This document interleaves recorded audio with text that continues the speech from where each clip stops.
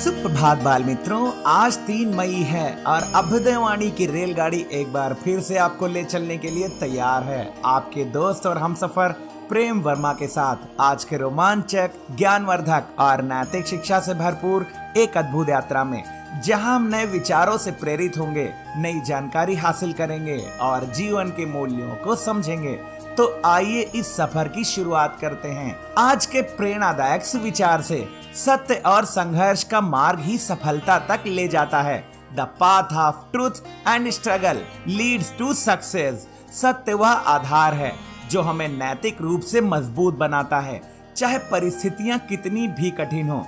सच्चाई के साथ चलने से हमारा विश्वास और चरित्र दोनों प्रबल होते हैं। संघर्ष जीवन का अटूट हिस्सा है, या हमें धैर्य, अनुभव और समस्याओं का समाधान ढूंढना सिखाता है। असफलताएं या मुश्किलें हमें और मजबूत बनाती हैं, बशर्ते हम उनसे सीखें।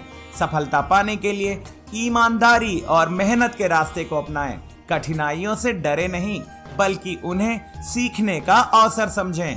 अभ्युदयवाणी में अब जानते हैं आज का अंग्रेजी शब्द, जो है अक्रॉस। ACROSS।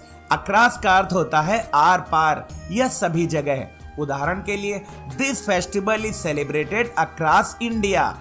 यह त्योहार पूरे भारत में सभी जगह मनाया जाता है।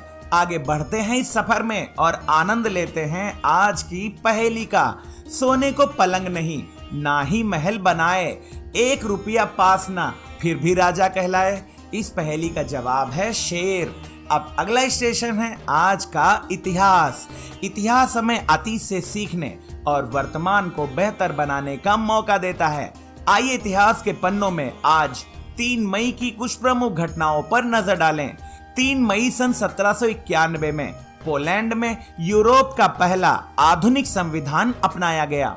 3 मई 1913 को दादा साहब फाल्के द्वारा निर्देशित राजा हरिश्चंद्र, भारत की पहली मूक फीचर फिल्म का प्रदर्शन हुआ। यह फिल्म मराठी में बनी थी।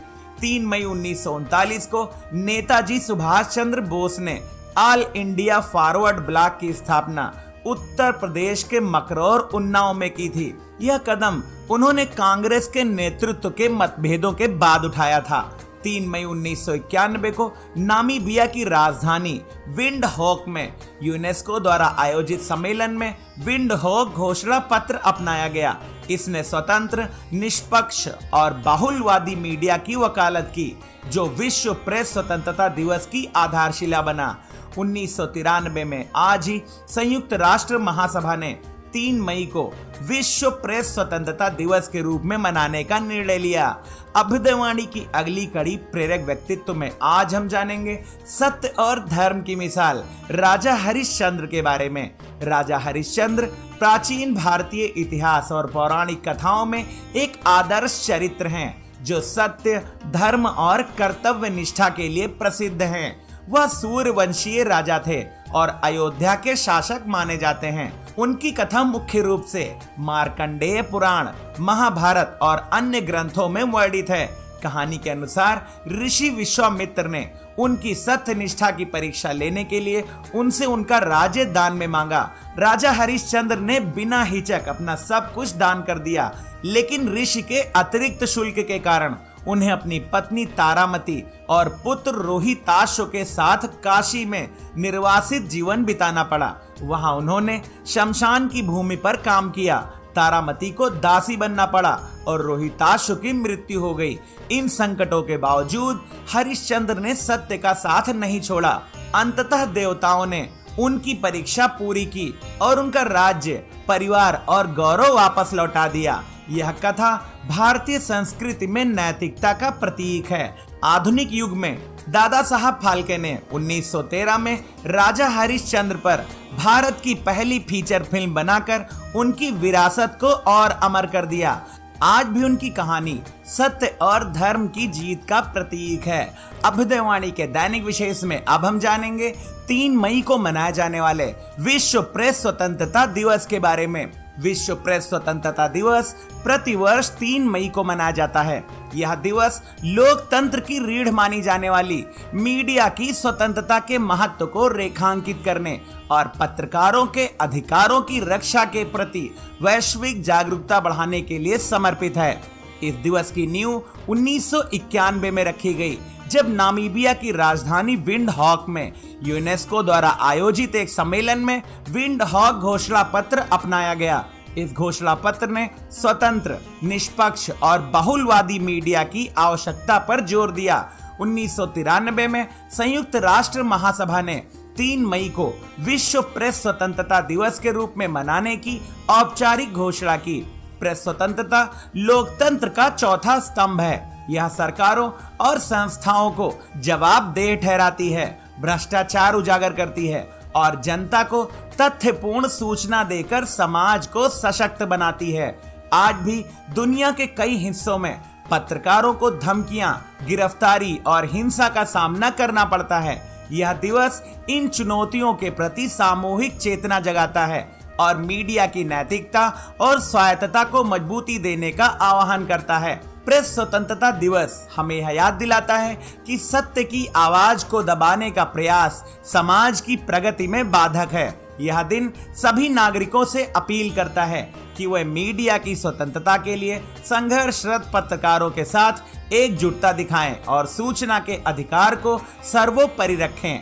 अभ्युदयवाणी के अंतिम पड़ाव पर अब सुनते हैं आज की प्रेरणादायक बाल कहानी, जिसका शीर्षक है बच्चे की शिक्षा। अमेरिका के मशहूर शिक्षाविद फ्रांसिस वेलेंट पार्कर एक व्याख्यान दे रहे थे। उनके विचारों को सुनने के लिए हॉल में शिक्षकों और अभिभावकों की भीड़ थी। व्याख्यान समाप्त होते ही एक युवा माँ उनके पास आई। उसके चेहरे पर उत्सुकता और चिंता का मिश्रण था। झिझकते हुए उसने पूछा, सर, मैं अपने बच्चे की पढ़ाई शुरू करना चाहती हूँ। आपके विचार में उसकी पढ़ाई शुरू करने का सही समय क्या होगा? पार्कर ने गहराई से उसकी आंखों में देखा और पूछा, बच्चे का जन्म कब हुआ था? महिला चौंकी। उसने जवाब दिया, 5 साल पहले। पर सवाल तो शिक्षा के समय का था। पार्कर ने हाथ उठाकर उसे टोका। शिक्षा का समय? बच्चे के जन्म के पहले दिन से ही वह दुनिया को सीखने लगता है। आपने 5 साल की नींव मजबूत करने के बजाय उसे खाली छोड़ दिया। जाइए और अभी से उसकी जिज्ञासा को दिशा दीजिए। चींटी की चाल से लेकर तारों की चमक तक हर पल सीखने का अवसर है। महिला स्तब्ध रह गई। उसकी आंखों में पछतावे के साथ एक नई प्रतिबद्धता झलकी। ये कहानी हमें सिखाती है कि बच्चे की शिक्षा जन्म से ही शुरू हो जाती है। बच्चा जन्म लेते ही अपने परिवेश को समझने लगता है।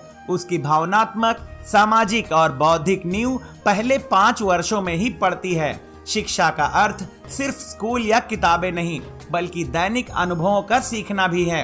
बच्चे के प्रथम शिक्षक माता पिता ही होते हैं। उन्हें बच्चे की जिज्ञासा को सहजता से पोषित करना चाहिए, ना कि सही समय का इंतजार करना। बचपन के वर्ष सुनहरे होते हैं। इन्हें व्यर्थ गंवाने का अर्थ है बच्चे की संभावनाओं को सीमित कर देना। आज की अभ्युदयवाणी का सफर बस यहीं तक था। कल सुबह फिर मिलेंगे एक नई ऊर्जा के साथ, रोमांचक, ज्ञानवर्धक और नैतिक शिक्षा से भरपूर एक रोचक सफर में। आपका दिन शुभ हो। जय हिंद, जय भारत।